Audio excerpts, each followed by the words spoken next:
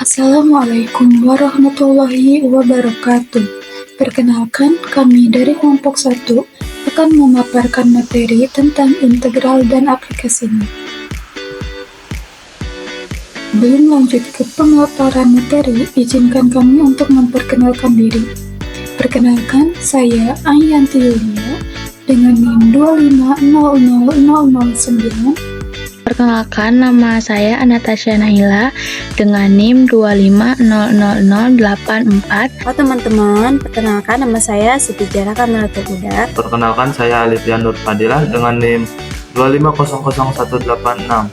Perkenalkan, nama saya Ilham Cahya Purnama dengan NIM 2500253. Perkenalkan, nama saya Niki Aljan Satrio dengan NIM 2501698. Apa itu integral? Integral adalah antiturunan dari suatu fungsi yang digunakan untuk menghitung luas area di bawah kurva. Rumus dasar dari integral yaitu integral x pangkat n dx sama dengan 1/n tambah 1 kali x pangkat n tambah 1 ditambah c. Selanjutnya, jenis-jenis integral. Integral terbagi menjadi dua jenis, yaitu integral tentu dan integral tak tentu. Di sini saya akan menjelaskan tentang integral tentu. Apa itu integral tentu? Integral tentu adalah integral yang memiliki batas atas dan batas bawah, dan hasilnya juga berupa nilai pasti, bukan persamaan. Untuk umum dari integral tentu adalah integral dari fx dari A sampai B terhadap X akan menghasilkan antiturunan FB atau batas atas dikurangi antiturunan FA atau batas bawah. Di sini ada sifat-sifat integral tentu, kalian bisa lihat sendiri dan mungkin akan berguna saat kalian menemukan soal integral tentu. Yang kedua, ada integral tak tentu. Integral tak tentu adalah integral yang tidak memiliki batas dan hasilnya berupa fungsi ditambah konstanta. Bentuk umum dari integral tak tentu adalah integral fx dx sama dengan antiturunan fx ditambah c. Berikutnya ada teknik-teknik integral. Teknik-teknik atau metode-metode yang biasanya digunakan untuk menyelesaikan persoalan integral adalah integral substitusi, integral parsial, dan integral trigonometri. Kali ini saya akan membahas tentang metode integral substitusi. Integral substitusi adalah teknik dalam kalkulus untuk menghitung integral yang bentuknya agak rumit, tapi masih bisa disederhanakan dengan mengganti atau mensubstitusi bagian dari fungsi tersebut dengan variabel baru. Biasanya kita sebut U. Di sini saya akan menjelaskan mengenai metode integral parsial. Apa itu integral parsial? Integral parsial merupakan metode untuk menyelesaikan integral dalam bentuk perkalian dua fungsi. Adapun rumus dari integral parsial yaitu integral U dv sama dengan UV dikurangi integral V du, di mana U merupakan fungsi yang dipilih dan dv merupakan sisa dari fungsi tersebut. Selanjutnya ada cara untuk memilih U. Kita bisa lihat dari fungsi yang akan kita kerjakan, apakah di sana ada ln, log, apa ada aljabar atau trigonometri, ataupun ada juga eksponensial. Bisa dipilih sebagai U-nya. Metode integral trigonometri.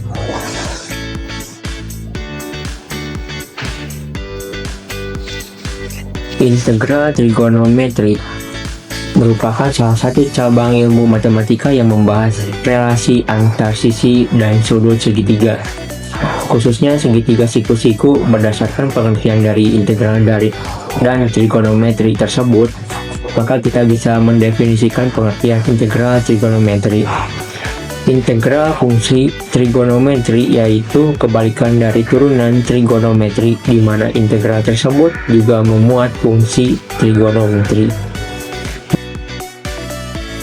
Tentukan hasil dari integral 3x kuadrat dalam kurung x pangkat 3 plus 5 dipangkatkan 4 dx dengan menggunakan metode substitusi. Langkah pertama, kita memilih dulu substitusi. Perhatikan bahwa di dalam tanda kurung ada x pangkat 3 plus 5 dan di luar ada 3x kuadrat yang mirip dengan turunan dari x pangkat 3 plus 5. Karena d per dx x pangkat 3 plus 5 sama dengan 3x kuadrat. Jadi kita misalkan u sama dengan x pangkat 3 plus 5. Langkah kedua, cari du. Du adalah turunan dari x pangkat 3 plus 5, jadi 3x kuadrat dx. Perhatikan bahwa 3x kuadrat dx sudah ada persis di integral awal. Jadi integral 3x kuadrat dalam kurung x pangkat 3 plus 5 dipangkatkan 4 dx sama dengan integral u pangkat 4 du. Langkah ketiga, kita integralkan. Integral u pangkat 4 du sama dengan u pangkat 5 per 5 plus c. Dan langkah terakhir, kembalikan kepada x. X pangkat 3 plus 5 dipangkatkan 5 per 5 plus c sama dengan 1 per 5 x pangkat 3 plus 5 dipangkatkan 5 plus c. Ya, itulah jawabannya. Contoh soal. Soalnya yaitu integral x pangkat x dx. Cara penyelesaiannya menggunakan metode integral parsial. Pertama, kita cek u-nya itu yaitu x, kemudian diturunkan menjadi du sama dengan dx, dv sama dengan x pangkat x dx, integralkan menjadi v sama dengan e pangkat x. Selanjutnya, substitusikan kepada rumus integral parsial tadi, yaitu integral x pangkat x dx sama dengan x pangkat x dikurangi integral pangkat x dx. Selanjutnya, bisa selesaikan integral tersebut menjadi x dikali pangkat x dikurangi pangkat x plus c. Kemudian bisa disederhanakan menjadi pangkat x dalam kurung x kurangi 1 plus c. Dan itulah jawabannya. Integral 2 sin x dx. Cara menyelesaikan dengan integral trigonometri yaitu dengan rumus integral sin x dx sama dengan min cos x plus c. Integral cos x dx sama dengan sin x plus c, dan integral tan x dx sama dengan min ln cos x plus c. Dan di sini juga ada dua buah contoh soal. Satu contoh soal yaitu integral 2 sin x dx, yang dimana kita akan mengeluarkan duanya terlebih dahulu di belakang integral menjadi 2 integral sin x dx. Habis itu kita mengubah dari sin x menjadi min cos x sesuai dengan rumus yang barusan kita pelajari, yaitu jadi 2 integral min cos x dx, dan hasilnya adalah min 2 cos x plus c. Dan contoh soal kedua yaitu ada integral 2 cos x dx. Kita keluarkan kembali duanya di belakang integral menjadi 2 integral cos x dx, dan cos x nya tersebut kita ubah menjadi sin x yang menjadi 2 integral sin x dx, dan kita menghasilkan yaitu 2 sin x plus c.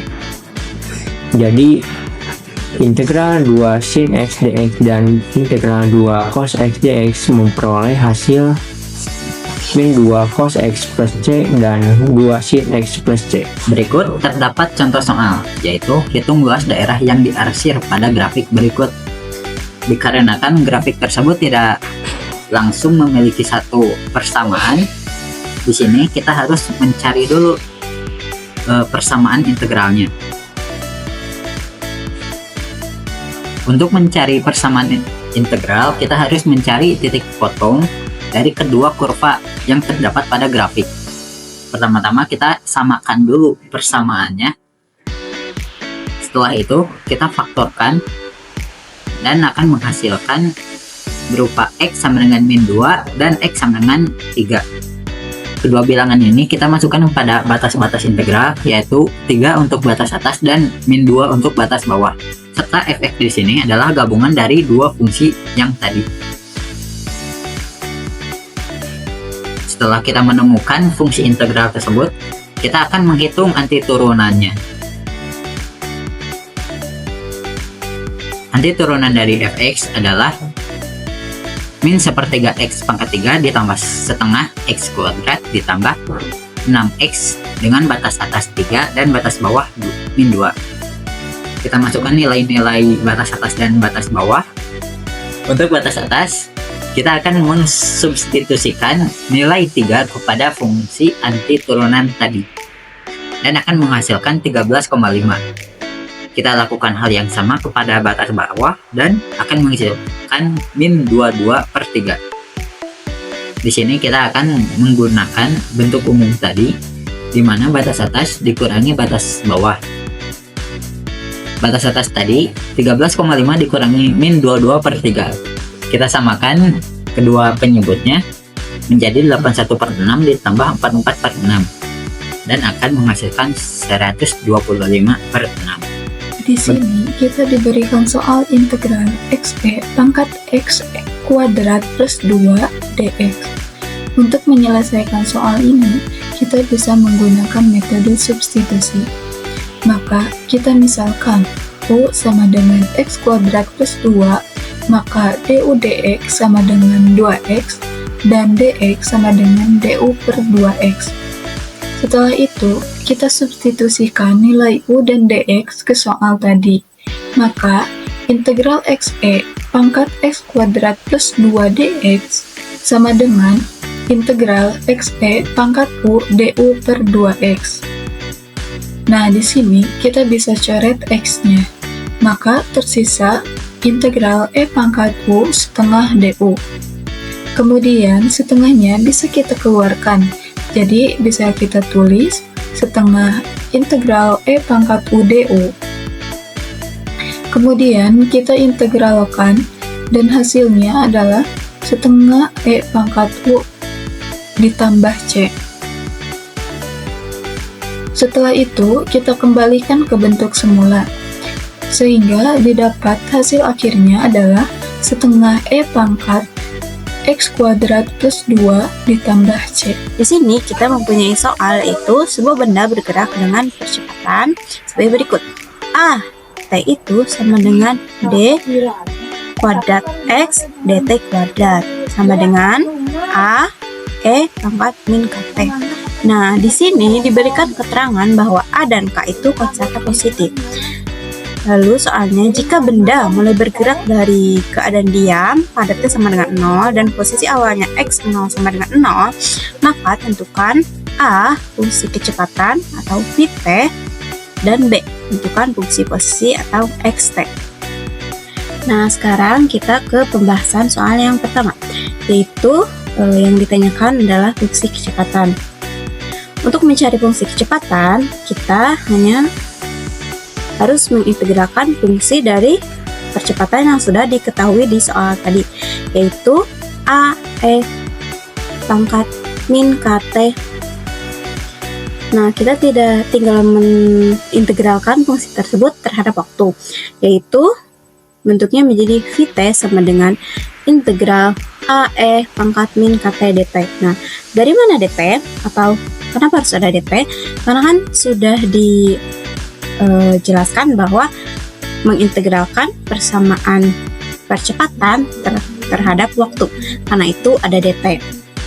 Nah, lalu karena A adalah kosakata positif, jadi A dikeluarkan dari bentuk integralnya. Bentuknya menjadi A integral E pangkat min KT dt. Nah, karena bentuk E pangkat min KT itu adalah salah satu contoh dari integral eksponen, jadi kita bisa menyelesaikannya menggunakan aturan integral eksponen, yaitu bentuknya menjadi 1/U E pangkat min KT. Persamaannya menjadi Vt sama dengan min A per K E pangkat min KT plus C. Jangan lupakan tambahkan C ya. Nah, setelah kita mendapat bentuk dari persamaannya, yaitu Vt sama dengan min A per K E pangkat min KT plus C, kita harus mencari nilai konstanta C, yaitu bisa diasumsikan dengan saat benda diam, maka V0 sama dengan 0. Jadi kita bisa memasukkan P sama dengan 0 ke dalam persamaannya, yaitu menjadi 0 sama dengan min A per K E pangkat 0 plus C. E pangkat 0 itu 1, dikalikan tetap min A per K, jadi min A per K ditambah C, jadi C sama dengan A per K. Jadi kita mendapatkan hasil Vt sama dengan min A per K E pangkat min KT plus A per K, atau bisa lebih disederhanakan menjadi Vt sama dengan A per K dalam kurung 1 min E pangkat min KT. Nah, setelah kita mendapatkan fungsi kecepatan tadi, untuk menjawab soal selanjutnya yang sudah ditanyakan fungsi posisi, kita harus mengintegralkan lagi fungsi kecepatan yang kita dapat tadi, yaitu bisa dilihat bentuknya bagaimana. Dan untuk penyelesaiannya itu, langkah pertama, keluarkan konstanta A per K dan integralkan bagian di dalam kurung, yaitu 1/1. Integral dari 1 terhadap P adalah P, dan integral dari min E pangkat min KT adalah 1 per K E pangkat min KT. Jadi bentuk yang awalnya seperti ini, yang terlihat di layar, menjadi XT sama dengan A per K dalam kurung T plus 1 per K E pangkat min KT plus C.